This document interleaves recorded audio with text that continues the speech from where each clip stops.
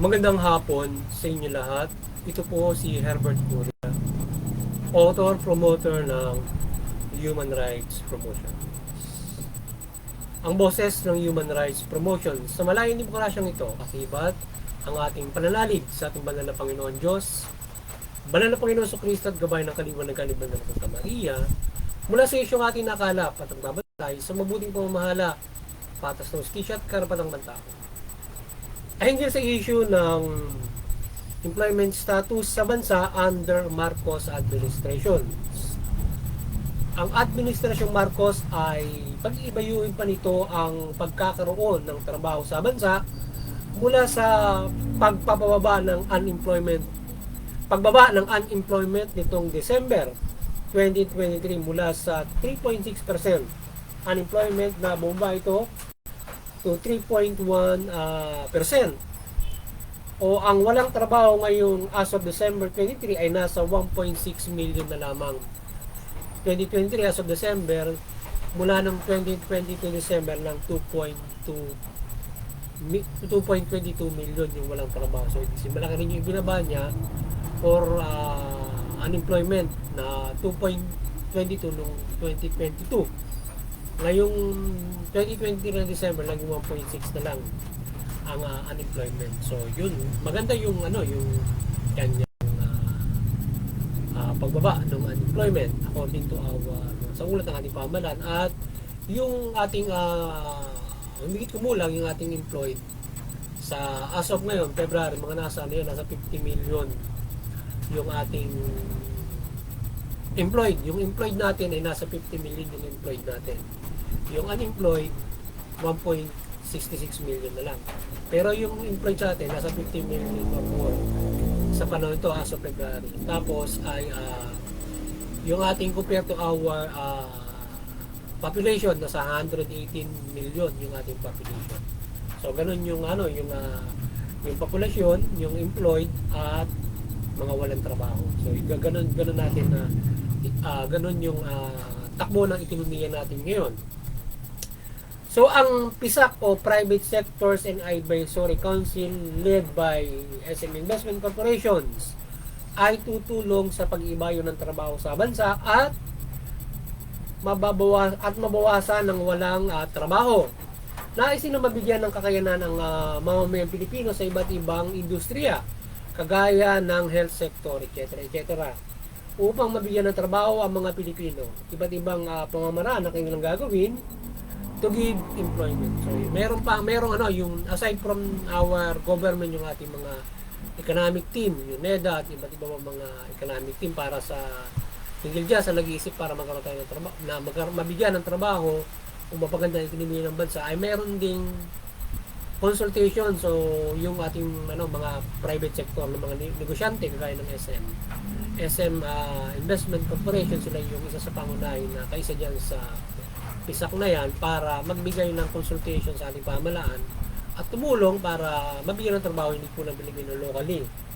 So ang Human Rights Promotion ay maring sumusuporta sa mabuting pamamahala, patas ng justisya at karapatang ng tao. Sa isyong ito ng pagtaas ng employment sa bansa at pagbaba naman ng unemployment ay malaking improvement ito at kaalaman ng lipunan Pilipino na nagawa ng Administrasyong Marcos at Private Sector Advisory Council na yun, meron ng improvement yung ating labor force. So mula sa pandemya at dating record ng kawalan ng trabaho sa bansa ay umusad sa panahon ng ating Administrasyong Marcos according to the government promulgation. So yung ulat na ito ng sa bayan ay naway magtuloy-tuloy at mabigyan ng trabaho ang lahat. So yan dito sa iniulat ng ating administrasyon na tungkol dito sa ating labor force o sa employment ay sana magtuloy-tuloy yung kanyang itong pagtaas ng employment para walang ma-achieve niya under the term of administration yung full employment. So maganda yung maganda kahit pa paano na makikita natin na yung ating ekonomiya, yung kasing range nyo yung 50 million na may trabaho, range nyo ng 15 and above. So ngayon, kung i-model natin talaga yung sino ba yung dapat magkatrabaho sa bansa, dapat ano yan 18 or 21 to 60 years old. Kasi kapag 60 ka na, retire ka na. So hindi ka na dapat magtrabaho, pensionado ka na noon. So ngayon, magsisimula magtrabaho 18 or 21 pagka-graduate mo ng college or technical. So 18, 21, doon ka magtatrabaho hanggang 60. Yun yung model dapat na may trabaho, hindi 15. Kasi dapat sila yung mga youth sector o ay nasa paaralan, nag-aaral sila ng high school, elementary high school to college or technical courses. So dapat yun yung model kasi ganun yung dapat na mangyayari sa mga bawat pamilya, bawat tao na mag-exist. So ngayon, yung dapat magtatrabaho, kung titingnan mo, ay dapat 18, 21 to 60 years old lang. So yung may trabaho na 50 million, yun, range ng 15 age to above. So yun.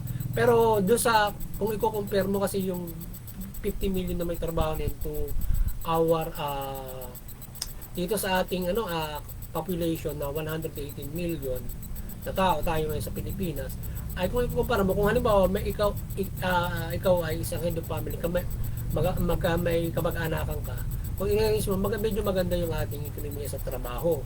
Dahil kasi kung 1:1 parang 1:1 yung nasa 51 million o 50 million to 118 million na population. Para 1:1 lang yun So para may karga ka na isang tao as head of the family. Kung titingnan mo, halimbawa may kamag-anakan, ganun yung nature na may kamag-kakaso, hindi naman tayo magkamag-anakan. Pero kung generally titingnan mo, medyo maganda yung employment. So 1:1. Kaya lang, syempre dapat full employment. So lahat may trabaho, hindi pwedeng. Kasi kaya ang nangyayari syempre, merong head of the family kaya nakasurvive yung iba. Yung iba naman kasi andun sila doon sa status na sila ay naghihirap at yung tinatawag na underemployment at saka sila yung umaasa doon sa ating tulong ng pamahalaan. So kaya dapat ay mapag-iba nyo pa yan para mabigyan ng trabaho lahat at hindi lang basta trabaho kundi mabigyan ng sapat na kikitain. Yung from the minimum wage dapat kung tutuusin yan ay umaabot dapat ng according do sa statistics ng iba sa kanilang pagsusuri nasa 30,000 kailangan na sasuri ng isang tao para makapumuhay ka na maayos. Mayroon kang 3 to 4 kids na ganon. Isang pamilya, yung mag-asawa maayos na. So ngayon kung mag-asawa kayo kikita ng ganon, maganda yung magiging pamumuhay. So doon sa ganung kinikita, pwede kang mag-amortize ng pabahay ng nasa gobyerno, sa housing ng gobyerno, or maaari kang maka-avail ng housing noon, or makakaupa ka kung wala kang sariling tirahan, mga ganun.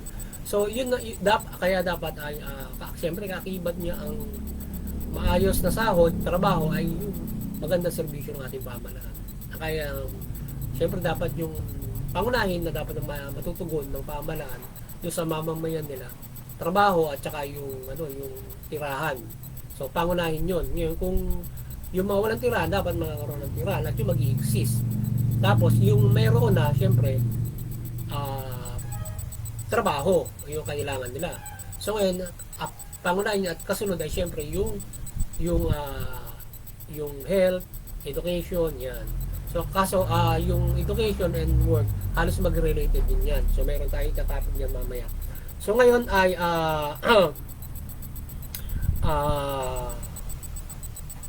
ang ating pamahalaan at private sector ay magtulungan ng lubos upang magkaroon ng maraming industriya sa bansa na magbibigay ng trabaho mula employment at pagtatayo ng negosyo mula micro, small and medium enterprise o businesses at large company na nakabibigay ng maraming trabaho. So yun. So dapat magtulungan mabuti yung ating pamahalaan private sector para kung paano nila makapag-create sila ng industriya at mapapalawak pa yung mga industriya para magbigay ng mga trabaho. Gaya na halimbawa yung magkakaroon ng small yung the industries para sa small and medium micro, small, medium enterprise, yung industriya na ibibigay sa kanila. Halimbawa, negosyo sa ganito, negosyo sa ganyan. at nagbibigay ng employment or may employ ka doon sa ganung klase ng mga negosyo. So dapat pag-isipan mabuti yan ng ating PISAC at saka ng ating pamahalaan. So maliban dyan ay ang foreign investment na negosyo sa bansa ay makatutulong din to provide that. So yun, yung ilang makasusuporta rin yung foreign investment.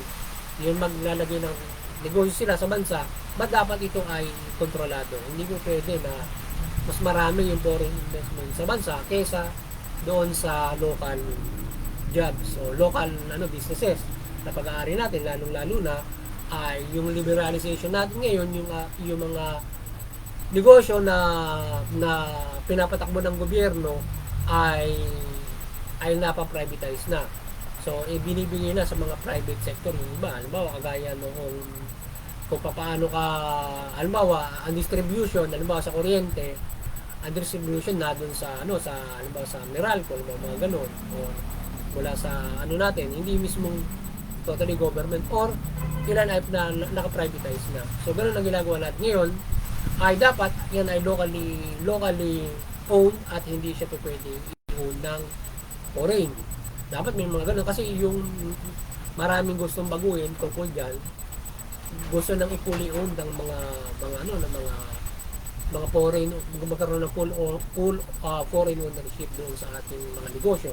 Kaya mahirap yung mga ganun. Dapat yung ilan lang na po pwede para sila ay makatulong sa pagninegosyo, kagaya ng mga EPSA, mga ganun lang, at iba't ibang pang mga bagay na pwede sa local market.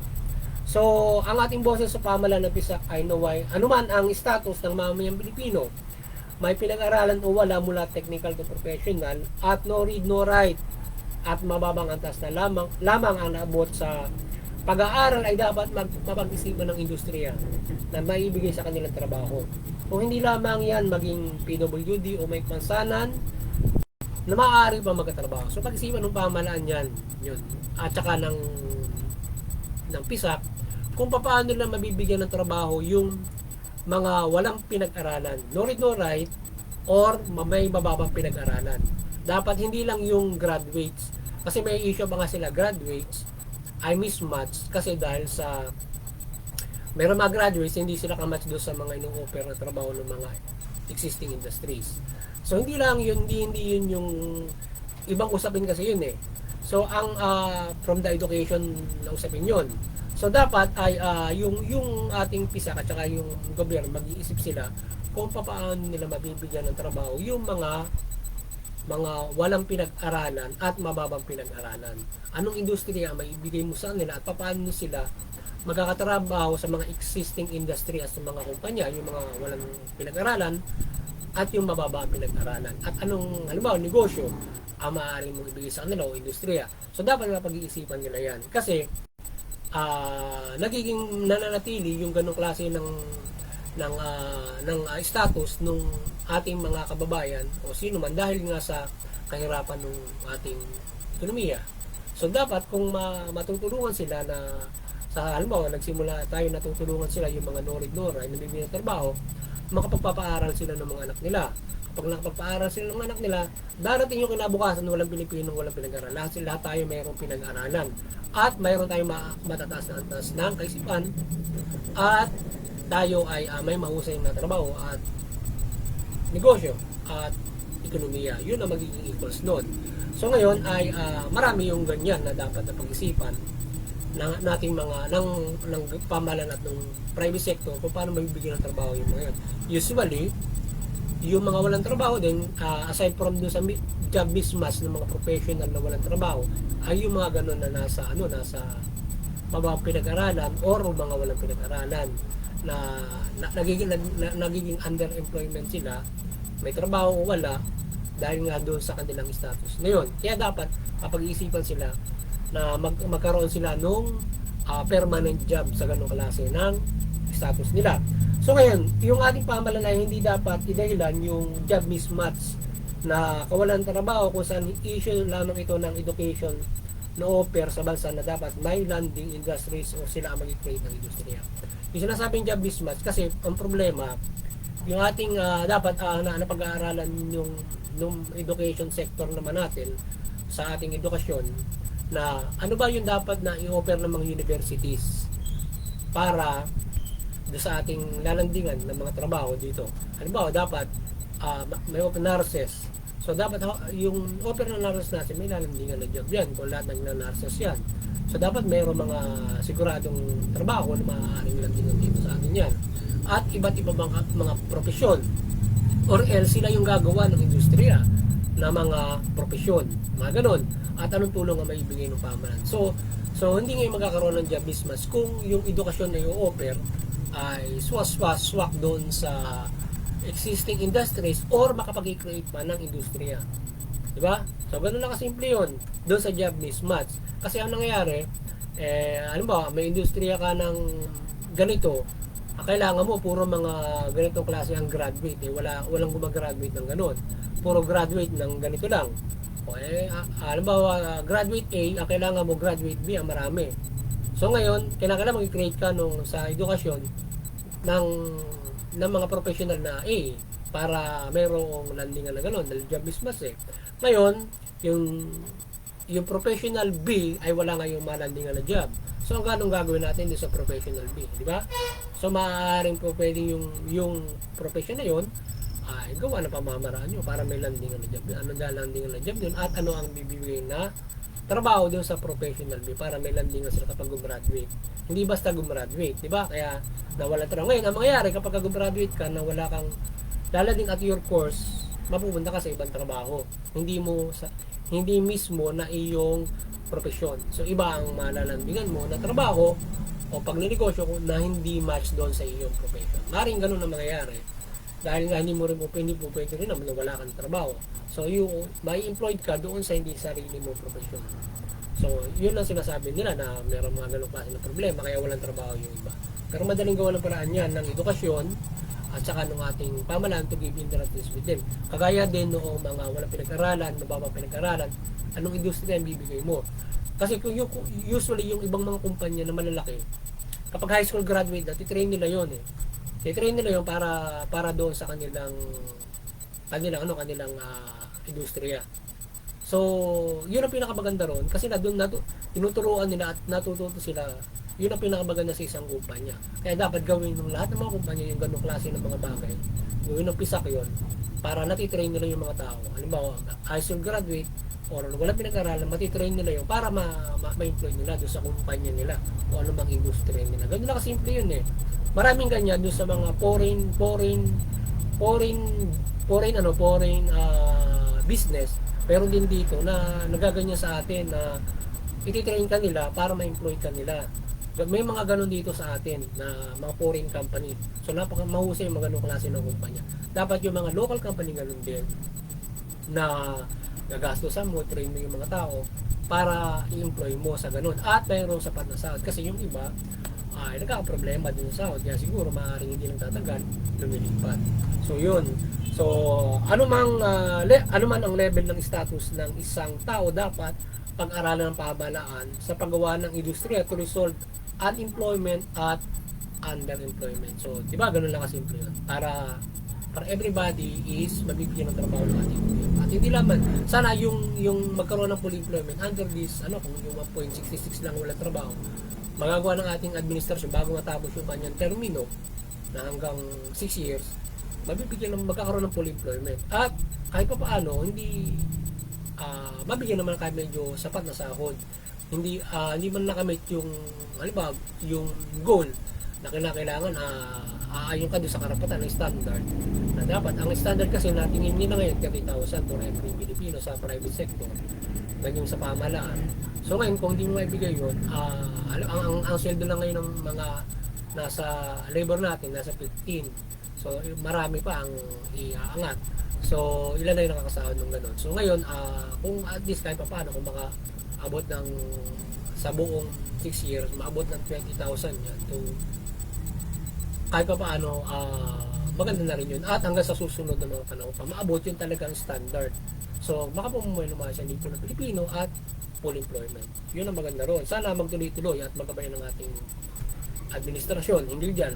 So ang pamahalaan ay dapat makatulong sa pag-create ng industriya sa mga graduates o kaya negosyo with different skills. Dapat gumawa ng policy ang pamahalaan how to help people to have SMEs, or magtatayo ang mga tao ng mga korporasyon o cooperatives to make work business and give jobs to others or employment. So pag-aralan ng ating administrasyon na natapisa para ma-resolve ang trabaho sa bansa sa darating na mga panahon yan. Ano ba? Yung isang pwedeng matulungan ng pamahalaan, halimbawa yung pagkakaroon ng MSMEs, halimbawa paano nang tulong ng bigyan ng puhunan yun, or yung parang corporation and cooperatives. Magtatayo sila ng industriya, halimbawa industriya ng lata, nagtayo ng 5 cooperative, industriya ng lata, yung 5 yun maging functional, yung maging trabaho nila at makapag-employ pa sila, di ba? Yung sa cooperative halimbawa. So ibig sabihin sila ay makapag-employed sila yung 5, halimbawa nagtayo ng cooperative o korporasyon, tapos mag-employ pa sila ng marami to may klata, halimbawa, mga ganon. Ngayon ay yan ang dapat matulungan ng pamahalaan. Yung ganong klase na medyo may makapag-create ka ng corporation or cooperatives or yung micro MSMs nga na ito ay sasapat ang kita at pwede rin maka-employ. Diba? Dapat kasi ganun. Kasi yung problema yung ating kasing yung ating hindi rin kasi na dapat ay dumating yung panahon na yung ating micro and small industry, dapat yung kikitain nun sasapat yun, dapat aabot yan to yung kagaya ng minimum wage, halimbawa kahit yung sari-sari store mo kikita 30,000, dapat ganun o nabang pa, di ba? Mga dapat darating sa atak ng panahon. Ngayon syempre yung iba ay syempre nagninegosyo para lang kahit pa ano ay makapabuhay. So ngayon kung yan ay darating yung panahon na gano'n ang mangyayari doon sa mga micro enterprise na mayroon silang abutin ng isang halimbawa negosyo ng isang pamilya, isang tao na ano man yung kanyang micro business ay malaki pa doon sa minimum wage na pinapasweldo sa isang employee. Dapat gano'n yung mangyayari doon. So ang problema kaya hindi makagawa ng ang problema kaya hindi makagawa ng industriya ang ating pamahalaan to advise and consult the people to create employment and business ay hindi nila pinag-iisipan ng mabuti ito at maaaring mayroong behind dyan, di ba? So ang ating NEDA, DTI at iba't ibang ahensya ay dapat mag-advise at orient sa mga nais na magnegosyo at dapat sapat ang kikitain to raise a family. So dapat ang orient, dapat bibigyan ng pre-orientation for the business yung ating mga DTI, yung ating NEDA doon sa mga tao na nais magnegosyo. Aside from the graduates ay alam na nila yon, pero doon sa mga hindi, lalong-lalo na yung mga no-read or baka pinag-aralan, bibigyan ba ng negosyo, dapat alam nila kung ano bigay. May nakahanda sila sa mga feasibility studies. So ito, tuturo mo sa kanila, ito negosyo maganda para sa'yo, saan lugar yan, mga ganun. So muli, naway ang ating banal na Panginoon Diyos at Kristus ay pagkalooban ng kaalaman at pagmamalasakit ang ating kawani ng pamahalaan at di po ng Pilipinas po excuse me, particular mayayaman na mag-create ng fair jobs and industries sa bansa.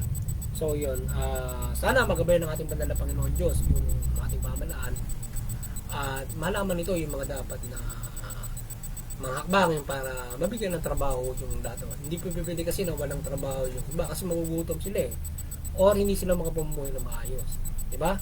So marami yung iba, kaya nga ang ating sinusulong dito sa ating human rights promotion na pangunahin, trabaho at saka yung trabaho at saka pabahay. Aside from that ay yung syempre yung ating lahat ng under the human rights, so ating sinusulong, particular yung syempre ang pagpapayara ng mabuting pamamahala at syempre yung ating yung human rights in governance, di ba? At syempre ang pagsusulong ng mabuting pamamahala from the human rights base. So ngayon ang iba't ibang faktor na nakakaapekto para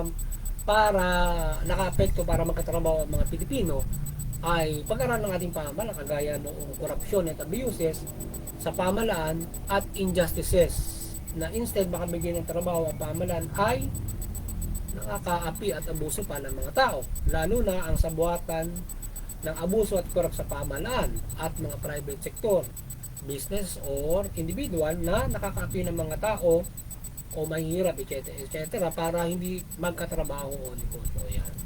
Pag-aralan din ng mabuti ng pamahalaan, ano ba yung factor, bakit aside from ano yung nakahihindrance para magkaroon ng trabaho yung mga tao. Unang-una, syempre, it is generally government planning sa pangalahatan. Pangalawa, yung korupsyon. Yung korupsyon ay isa sa malaking bagay kaya ang trabaho ay naantala para ibigay sa mga tao, negosyo or pag-create ng industriya. Pangatlo, yung abuses, di ba? Abuso yung ilan nasa pamahalaan, nakagawa ng mga pang-aabuso. Yan, injustices, pagdating ng peace and order or other things. Instead na makabigay ng trabaho ay baka nagmumukha pa silang makasalanan ng mga tao, di ba? So, injustices factor. So, tingnan na mabuti yung ilang mga factor na yan at sinusolbahin nila yan para yung mga tao ay mabigyan ng mga trabaho, di ba? Mga ganung mga bagay. Yan, yung mga iba't iba pa mga human rights issues na kapag mahirap ka, hindi ka basta magkakatrabaho kasi yung nag-i-employ sa iyo, medyo duda sa iyo, mga ganung mga bagay. So, so dapat yan ay tingnan mabuti ng ating pamahalaan para maging fair. So, lalo na yung pamamalakad ng pamahalaan na ito ay hindi makahihindrance para yung tao ay mabigyan ng trabaho. Diba? Instead na makabigyan ka ng trabaho, nagmumukha ka pang kriminal dito sa ating pamahalaan na umaabuso o mali yung kanilang pamamalakad. Diba? So, ngayon ay maliwanagan ng Banal na Santa Maria ang bansa mula pamahalaan at mamayang Pilipino. At talimayan ng mabuting balita sa gayon, ang pamahalaan ay mamahala ng mabuting pamamahala at matuwid at makatarungan at makatotohanan, at ang mamamayan ay sumunod naman sa pamahalaan at nang makapamuhay tayo ng mapayapa, patas at ayon sa karapatan, at higit ay may kaligtasang espiritual sa pagtalima natin ng mabuting balita at pangunahing pagsunod sa panuntunan ng ating pamahalaan. Kasama yan sa balangkas ng mabuting balita na nais ng ating banal na Panginoon Diyos kung paano tayo makapamumuhay na tayo ay nakasusunod dyan sa pamahalaan niya. Muli, magandang hapon sa inyo lahat at naway nakapagsabuhan sa naman ang Human Rights Promotion sa ligong ito hinggil sa karapatang pantao mula dito sa ating isyong tinunghayan hinggil sa rate ng trabaho sa ating bansa. Magandang hapon sa inyo lahat at God bless you. Ang kaliwanagan ni Banal na Santa Maria ay sa inyo lahat at i-bless tayo palagi.